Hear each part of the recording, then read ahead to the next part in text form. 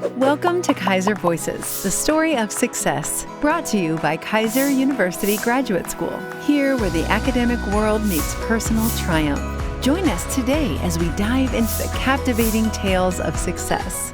Thank you, Ms. Lovo, for the opportunity again to speak on the Keiser University podcast. I'm Robert Keiser, the Vice-Chancellor of the Graduate School, and the topic I'm discussing today is transformational leadership and inspiring and leading teams.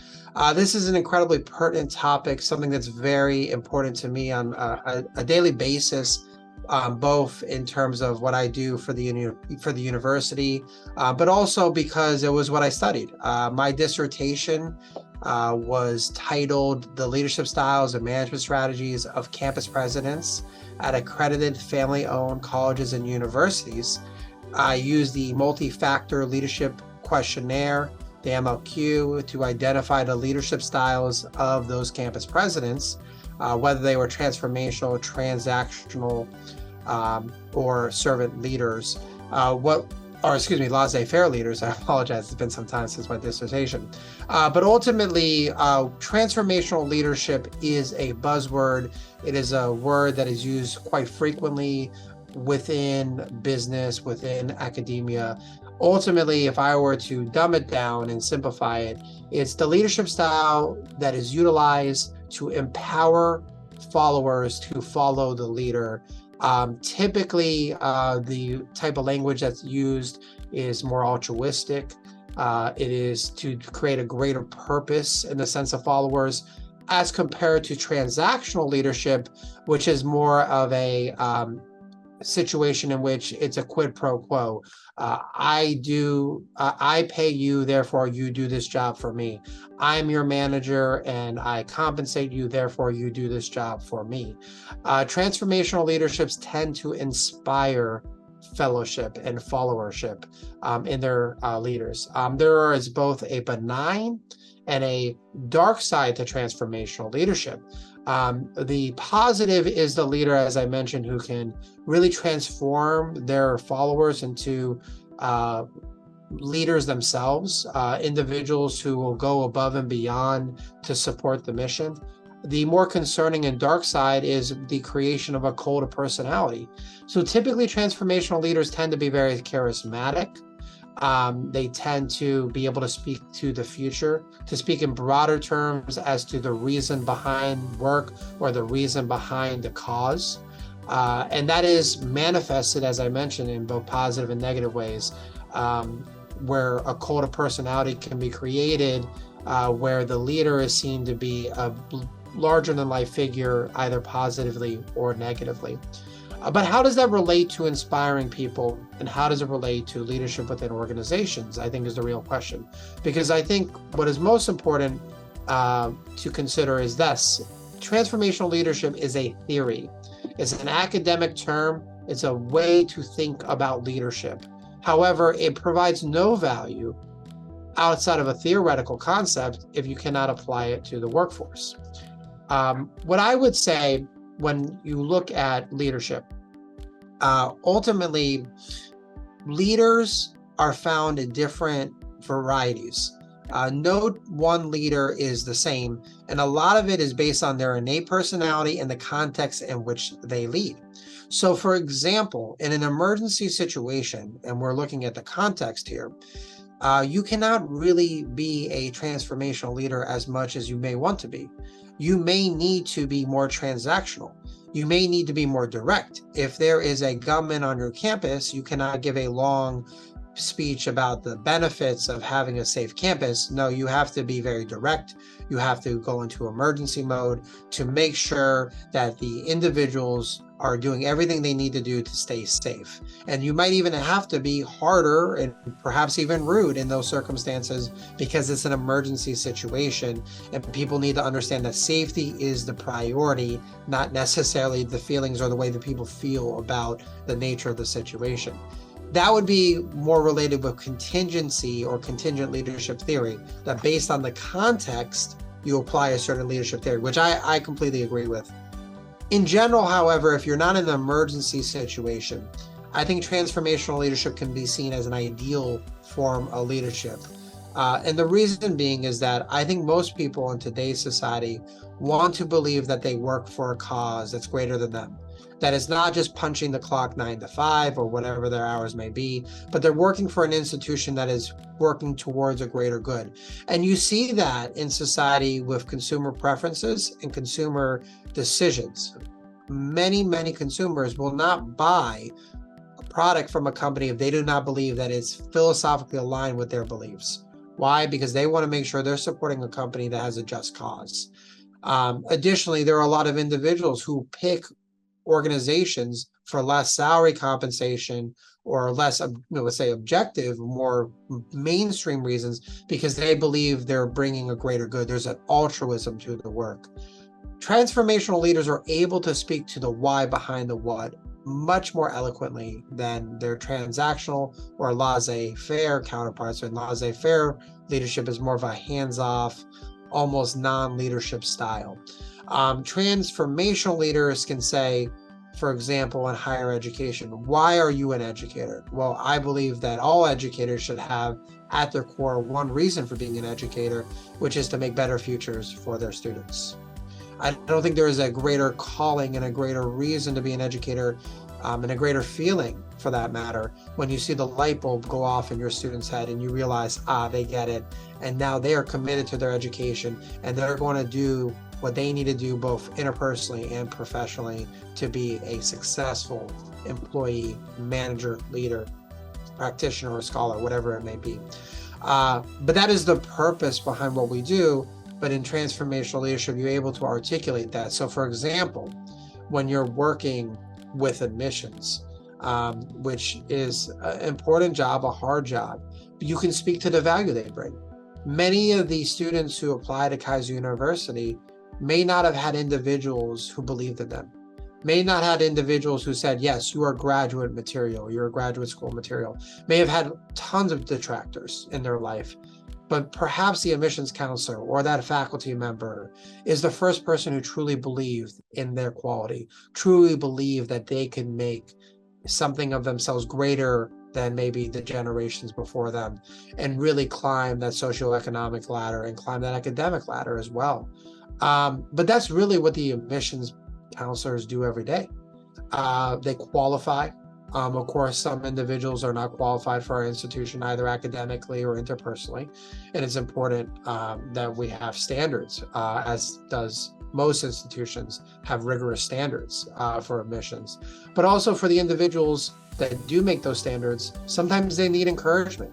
Sometimes they need self-belief, because the hardest thing to do is to get started. The hardest day in any job or any educational pursuit is the first day. And sometimes people need that self-assurance, that support, that pat on the back, that belief. And really, in that regard, that's what our admissions people do. And that's how I speak to our admissions people. They are the leaders in changing lives. They are the first line of defense in supporting students and helping them believe in themselves. And even if they do not attend our institution, if our students and our prospective students believe in themselves more than when they first applied to Keiser University, that is a job well done. And sometimes you have to refer students out. That's part of the job as well. How does that relate, again, also to other departments? Well, for the faculty, it's really important that the faculty understand that their job is to be a support system for students, to be able to believe in them, as I mentioned, but also guide them. And that's one of the things I try to explain to the faculty. You're not the students' friends. You are a leader. You are a subject matter expert. And sometimes that's telling the students no. Sometimes that's telling them that, hey, you need to work harder. And this is the remediation plan I would suggest to improve your performance academically. But that comes from a place of caring. And why do we do the work? What is the purpose behind what we do? Well, because you're creating better futures for students. You're creating future leaders, either scholars, practitioners, or academics. So I think that a positive transformational leader, a leader who inspires those, gets better performance from their followers, gets more loyalty from their followers, gets a greater buy-in to the mission of the institution because they truly believe in the purpose of what they're doing. I think it's really important that transformational leaders consider that the values that their universities or their businesses articulate cannot live on a wall. And what do I mean by that? Well, often you'll see mission statements and value propositions and value statements about what organizations believe in, and they're posted on the wall and they're in the lobby for everyone to see. Well, if the actions of your employees, of your faculty and your staff, of your students, of your administrators do not reflect those values, those are just meaningless words on a wall. They're not the actual culture of the organization.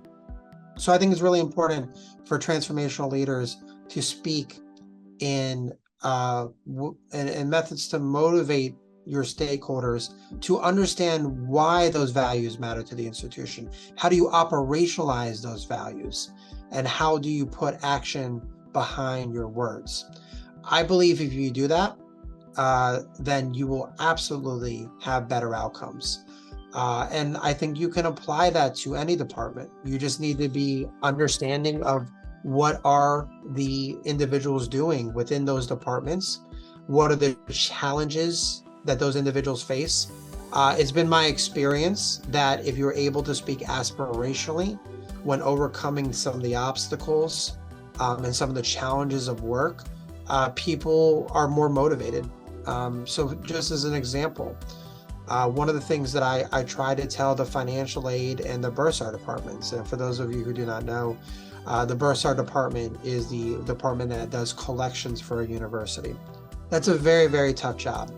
And people do not want to ask people for money. It can be very volatile. Additionally, money is something that is psychologically rooted. There is a psychological construct very often with money. It's not just the ability to pay. It could be concerns about feeding their family or supporting their family. It could be holdups about whether there's value. There's a lot of psychological underpinnings of money that go beyond what is under the surface. And I always say that the best client service and the best support service for our students is needed in the financial aid and bursar departments, because you need the greatest level of empathy, but also the greatest ability to deliver a message that makes sense to the student, but also paints a bit broader picture of why it's important to pay and to pay on time. And that really speaks to the transformational leadership aspect of managing that department, meaning that if you just tell people, hey, your job is to collect money, well, they may not feel so great about their job. But if you tell your bursars, it's important that you collect money, because if you don't collect money, the interest will build on their payments. The students will get snowball behind their payments, and they may get sent to a collections agency. And then it might get worse. They might have to file for bankruptcy. They may lose their home. But if you pay on time and you stay on top of your payments and you structure it in a manner that makes sense for you and that is pragmatic and feasible, the student is going to graduate in a much better place, perhaps with no debt, or maybe debt that is manageable. And they'll be in a better place. And they'll also learn a very, very important life skill, because whether it's university or anything else, very few, if nothing, in life is free. So the concept of budgeting, the concept of paying on time is a very important skill. But I think if you can speak aspirationally about that job, understanding that you're actually teaching students a very important life skill, setting them up for a better future, it's easier to perform that task. And that's the same with financial aid as well. A lot of our students come into the financial aid offices with incredible amounts of trepidation. A lot of concerns obviously associated with student loans and ability to pay nowadays, and rightfully so. But if you're able to articulate to your financial aid directors and your financial aid officers, what they're doing is helping students pursue a dream and budget in a way that is feasible for them to do, you're making a dream tangible. You're making a dream reachable. If the students did not want to come to your university, they wouldn't. If they cannot pay, they won't. That's okay. And there's nothing wrong with that. But for those who can and those who are qualified, you're making a dream feasible. And for a lot of those departments, they don't think that way. They're not coached that way sometimes because it's really, a financial aspect of the organization. But I do believe that when you're managing those departments, or any department for that matter, if you speak to inspire, if you speak behind the value of what you do, and you truly believe, and I think this will bleed into authentic leadership and authenticity, because I don't think true leadership is possible without authenticity. If you do not believe in the values of what you're espousing, and if you don't believe in the outcomes that you are articulating, I don't think that the message hits home. I don't believe that your followers, your employees, whatever you may call them, I like to call them family members and colleagues, whatever the terminology you use, I don't think that they will take the message the same way. So whatever you do, if you're going to speak aspirationally, make sure you're authentic. And as a final note, I know this conversation is about transformational leadership. I know it's about inspiring better performance and inspiring change. Whatever you do, I think, and whatever leadership style you have, because transformational leadership style, and by many is seen as ideal leadership style, but it's not, as I mentioned, the right leadership style for every situation. I think it's so important, no matter what, is that you lead with empathy, and you lead with a desire and a heart to support and to build confidence in those that you lead. I will never understand the manager who gets down on their people, who yells at their people, who chastises their people. And the reason why is that I think from a management perspective, it's relatively simple. What you would like to do is for your top performers, tell them how great they are, tell them how much you appreciate them, compensate them accordingly, and then what you're combating against is complacency. So you want to make sure that you're always challenging them, you're always stretching them, and hopefully helping them seek higher positions for leadership should they desire that. For your underperformers, it's a different challenge, of course. And I think this is where the rebuke and the chastising kind of manager, the one who gets overly emotional, really has a challenge when they see underperformance, because they can't accept it. And I'm not telling you you should accept it, you shouldn't. But what you should be doing is coaching through those challenges, leading with empathy, trying to understand what is it about this individual in this position that there's a disconnect. Because I have experienced many times, and this is why I'm a big believer in personality tests, that it's not necessarily the employee who's not performing. It might just not be a position fit. There are innate personality traits that everyone has. And so if you put a person in a position that they're not fit for, they may not perform well. I will tell you, absolutely candidly, I would be a terrible accountant. I am not detail oriented, so you would not want me to be your accountant. Does that mean that I'm not able to do other jobs? Absolutely not. There are jobs that I can do very effectively, but maybe that's not a job I'm inclined to do. But if you sit down and you talk to your employees and you counsel and you coach and you lead with empathy, that's something you could diagnose, and maybe you can reposition them in a position that is better suited for them. Perhaps there's something going on in their life. And I like to say that every human is an iceberg. The top, above the water surface level, is what you see every single day. It's what they bring into work, and that's their professional demeanor. But everyone, and most, if not most people, what their real life is under the surface. So if you know something about me, you know I have 3 daughters. That's my life. My wife, that's my life.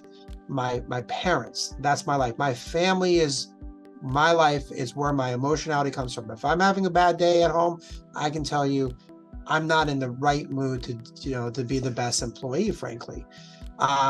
Finances is a big under the surface concern. Health of loved ones or related friends is a big concern. But there's so many aspects that go into the emotionality, the productivity of employees that you just don't see when they walk through the door. So you really need to get to know your people. You really need to know what motivates them. And for example, and not to say that I do it right, but this is something I believe in. I have one golden rule for all my employees, which is family comes first. if there is a concern in their family, and I loosely define family, it doesn't need to be people who are biologically related to you. It could be individuals who you care a lot about, and friends, it could be pets, whatever. But if there is an issue with the family and there's a challenge, I don't even want them to consider me in that situation. I want them to take care of their families, and we will work it out. As long as they communicate with me, we will work it out. Why? Not only do I believe morally that's the right thing to do as a leader and as a person who supports people who support me, but also because I know if they're not right at their core and what matters to them the most, I'm not going to get the best productivity in work. So when you're coaching individuals who are underperforming, try to get to know them. Try to get to know the cause of the concern. Try to determine if the position fit is right, but then set a plan. You don't need to rebuke them. You don't need to chastise them. Most people, in my experience, want to do a good job. Lay out a plan on how they can improve. Be candid. Be honest about what they're not doing right, but be respectful always. And then you're going to assess their performance going forward and whether there's improvement or a lack of improvement. And if there's lack of improvement, of course, there is a situation where you may have to coach them out.